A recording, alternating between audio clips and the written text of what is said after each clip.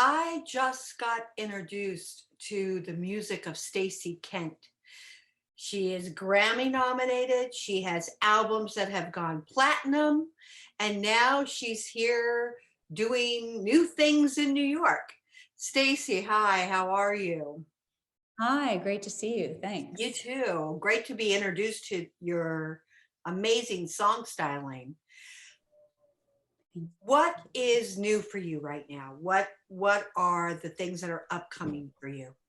So we've just put out this album called Songs from Other Places, and that's what we've been working on this past year and starting to tour like everybody else. We were off for a really long time. We were off for those 2 years basically, but we did a lot of work from home and a lot of recording and engaging with people online at online festivals and that sort of thing. But the new album is really what's now front and center.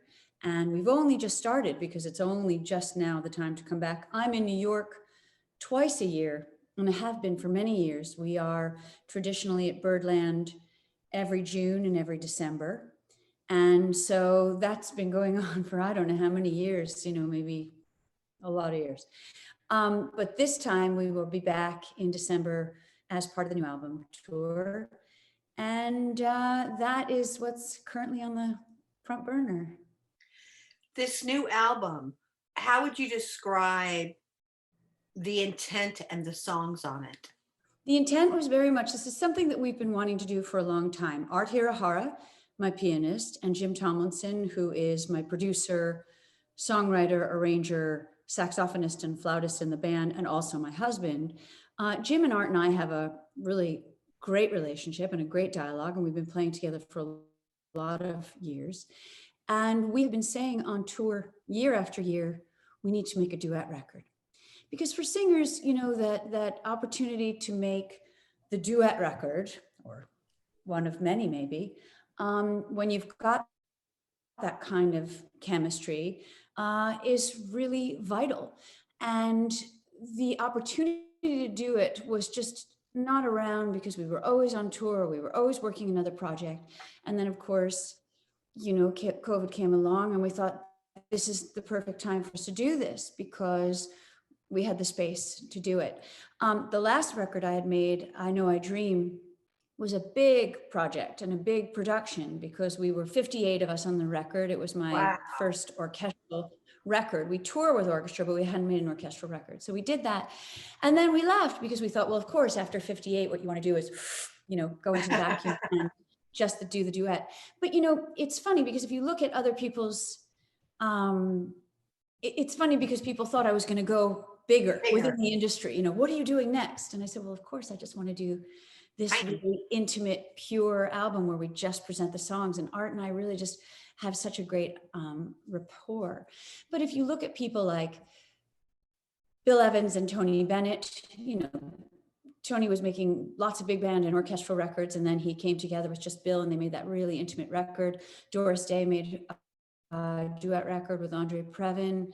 Alan Broadbent and Irene Krall made a couple of duet records, really intimate. And so it's very much on the wish list for singers when you've got that kind of great intensity between the two of you, just to make the song front and center. I mean, Jim so beautifully and delicately arranged them, but there's a real purity and simplicity to it. It's just those guys, the songs, the arrangements, and me, and that's it. So we've really loved this project. It was as important to us as anything else we've made. What song spoke to your heart and thrills you every time you hear it on the album? There are a few key moments. I loved recording American Tune. And I recorded American Tune primarily because Kazuo Ishiguro, just to jump around a little bit, who's the novelist, who also writes lyrics for me. He and Jim have been composing songs for me together now for the last 14 years. And it was Ishiguro who said to me, I'd love to hear you sing American Tune. We were having one of those conversations that we have about, who we love and what music we're listening to. And we ended up on a conversation about Paul Simon. And I told him how much I love Paul Simon. He said, American Tune, I can hear you doing it. And so I really recorded it for him as a request, which happens a lot. I've got my taxi light on, I've got my ears open. I love hearing what people want to hear or how they hear me. I think this is why Ishiguro writes such a great lyric for me, because he hears me inside his head. When he and Jim write for me, they've already got a conception of this protagonist in the songs.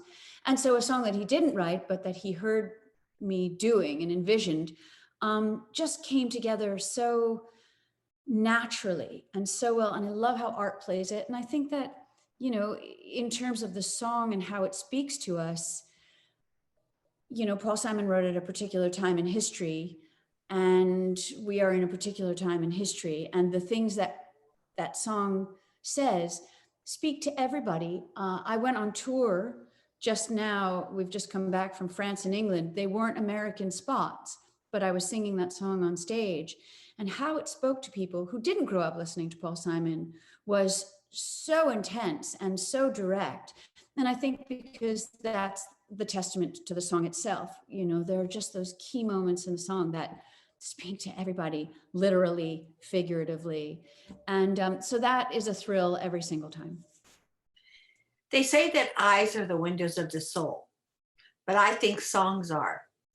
What song or cycle of songs describes who Stacey Kent is?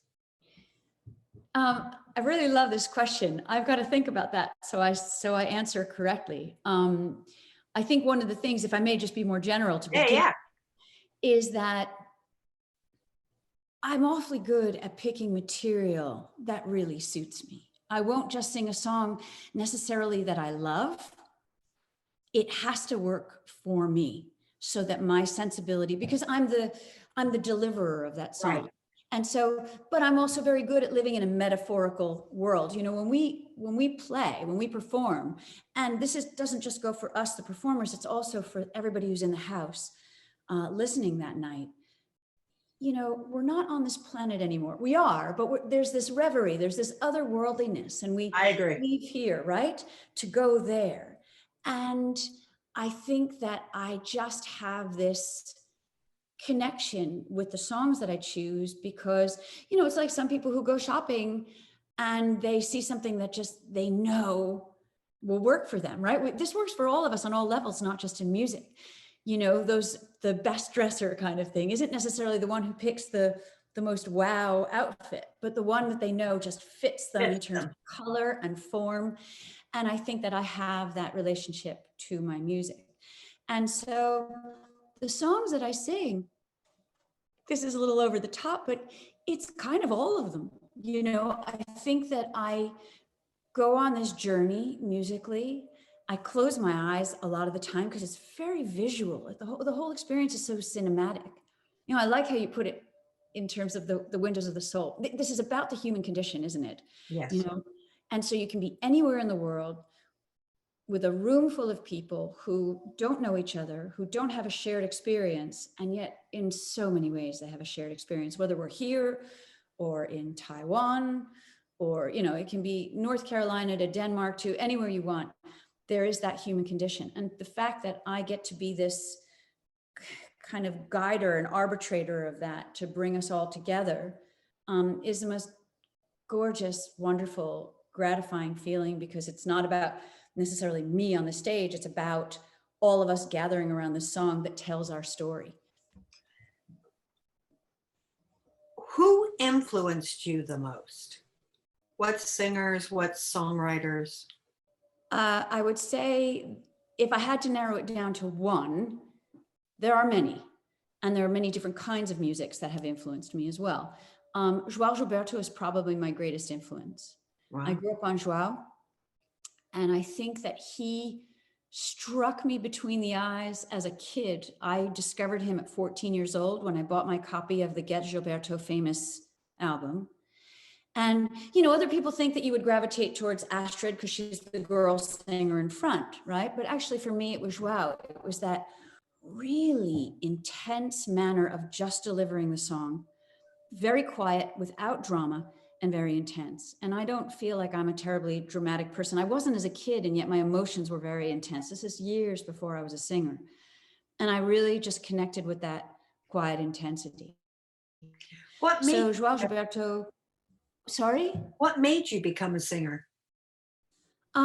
People like João Gilberto, Louis Armstrong singing Stardust, Maria Callas, Elis Regina,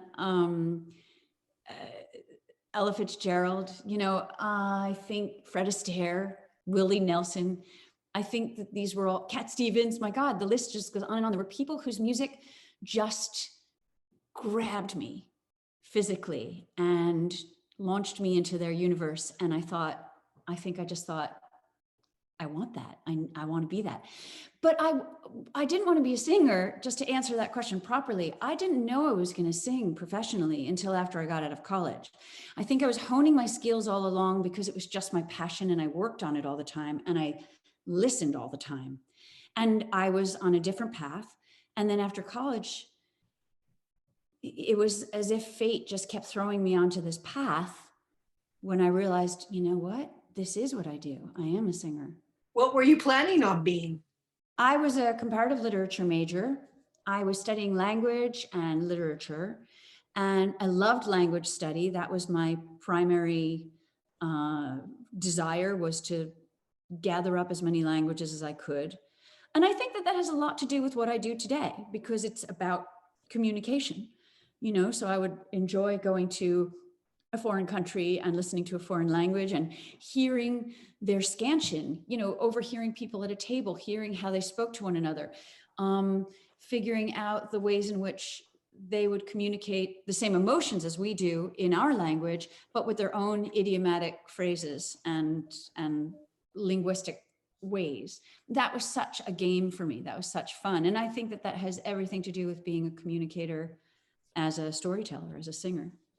What haven't you done that you'd like to do? I don't really have a to-do list. I feel very lucky in the career that I've had.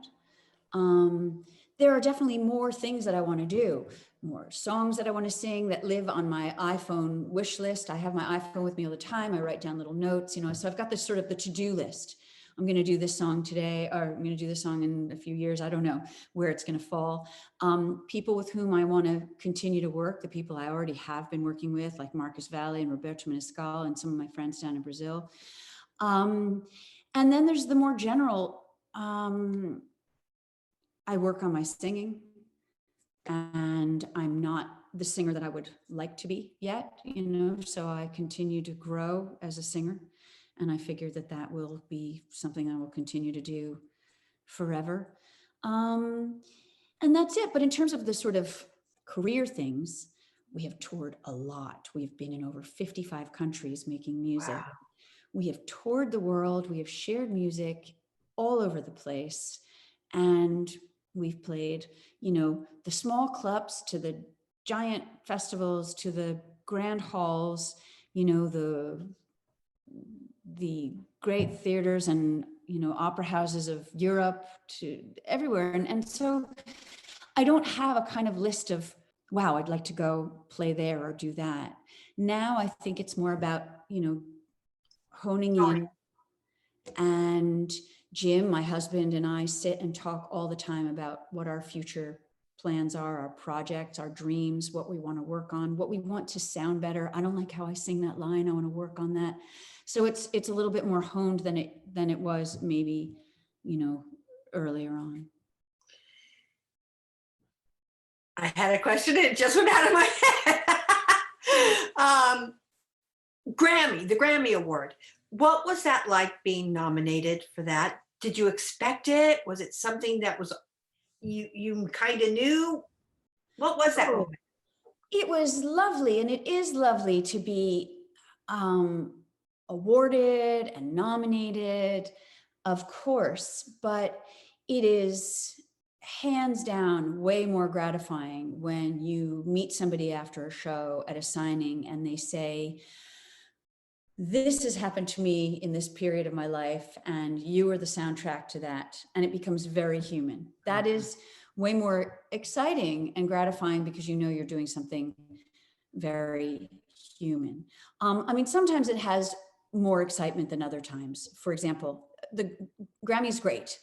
And, you're really chuffed to be nominated. But the one that was a big deal that I really took to heart because it was so personal was when I was awarded the Chevalier in France.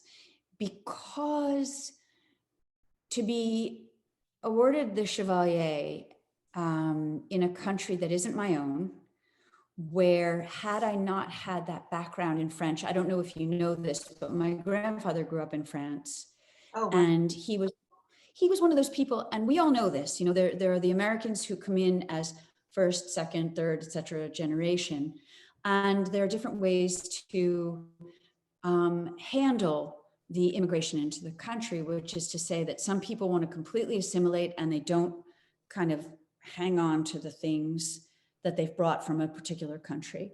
And then there are the others who make sure they hold on to it completely, and that house is immersed in it, that household. When I was growing up, and I think this is also part of my desire for the language studies, I remember going to friends' houses after school, and you just go from house to house to house, and these grandparents all had different accents and different foods for us after school. And I loved the mixture of the cultures. I found it so exhilarating. This is nothing to do with music. This was just the reality of, human life in America, where people poured in. And I loved that part. And my grandfather's thing was our whole lifestyle based around the house was the fact that my grandfather left France to come to America, started his life here, and was never really happy here. Oh, So constantly talked about going back. And then, he got married and had a family and had kids and a career. And, so it was always, I wanted to go back, and he never did. So he had this hole in his heart, as the Brazilians call it, a saudade, a really missing something. And when kids are little and they see their grandparents, kids can perceive things. I saw him kind of sad and with this hole, and I wanted to make him feel good, and I was good at language. So he taught me to speak French as a little kid, and I had good ears, and I just picked it up. And every time I spoke to him in French, he just was delighted. And the more happy I saw that I could make him, the more I was inspired to work at it. So this was, I know it's kind of a long-winded way to get back to what you asked me originally, but it's why the award was when I stood there with the French Minister of Culture, and I'm in Paris, and my grandfather, who has since passed, grew up and studied in Paris. And it's thanks to him that this is such a part of my life, my musical life and my work, but also my personal life. That was a big deal. That felt good. And, I still just, it takes me right back there to talk about it. All those times that he shared the poetry and the movies and the music. Without him, I wouldn't have learned who Leo Ferré was or any of these things. And that was so enriching. So I'm very grateful for that. And that felt like that was, our award, his and mine. oh, nice, nice. When you were being interviewed for the Grammys, did you talk about this? I guess I talk about it a lot. I mean, I talk about my grandpa a lot. He's a really important part of my life. It constantly comes up. And my last question, what haven't I asked you that you would like our audience to know? Oh, Stacey Kent, this is your moment. we've talked about so much. The things that I want to do, the things that I have done, songs from other places, and my work with Art Hirahara, orchestral work. We'll probably hang up and I'll go, oh, darn. I don't know. But I guess I can say how much, because we're talking from Virginia to New York. I love coming to New York. I love playing at Birdland. That's why I come there twice a year to play. It's kind of romantic too, because we'll do an autumn tour, and we always wind down the year, our last week in December before we break for the winter, because I don't really tour in the winter, is always there. And so it's a homecoming, and I love the people who run that venue. It is so full of love, and they made sure that they stayed open and alive and well for us all to reunite there through these crazy, difficult times. And so I'm excited for my biannual visit. And when are you at Birdland? We are there from December 7 to 11. Wow. So everybody, this girl's voice is seriously incredibly special. And I look forward to seeing you. Thanks. You're welcome.